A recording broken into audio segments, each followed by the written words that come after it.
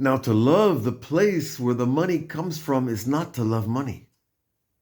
It's love the creator of the universe in that aspect that he gives us power through money, that he gives us universal consensual agreement that money has power and the ability to improve life by the commerce of products that we create.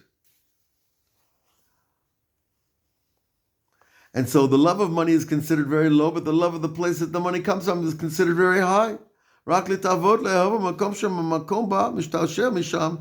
love the place that it comes down from. There are many.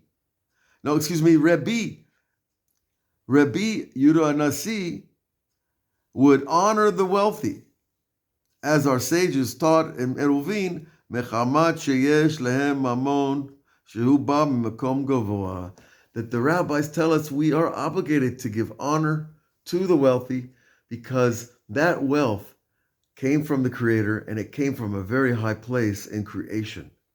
So our honor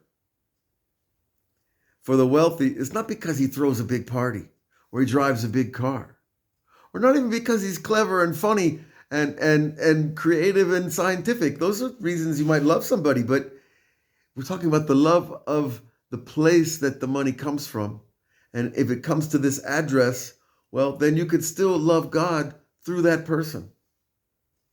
Now that's a very special idea, that you can look at a wealthy person and not love him and not love his money or his looks or his power, but to love the fact that God chose to give that $200 billion to that person.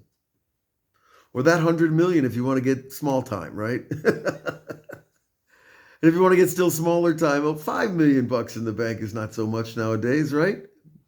It is for a lot of people, but you're still loving the place that the money comes from. And that repairs all those fallen loves. And so, since that's what we're here to do, to fix all those fallen loves and fallen fears, well, this is one real important place to begin, especially nowadays when wealth seems to be one of the biggest entertainments out there, is to hear about what the wealthy are doing and all the cult of celebrity and the cult of money itself. So we can elevate that, folks. We're on a good direction, because behind that direction of loving money and loving the powerful and the wealthy, there is a cult of forgetting the place that the money comes from. And that's our job, especially as Jews, because we have a tremendous amount of desire for life, and that includes the desire for money.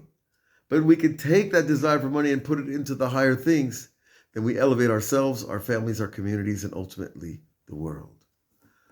So that's the direction. We're going to continue this Torah tomorrow, and hopefully, with God's help, we're going to really try to go in deeper to understand this phenomenon and to help elevate it, because it's a worldwide phenomenon.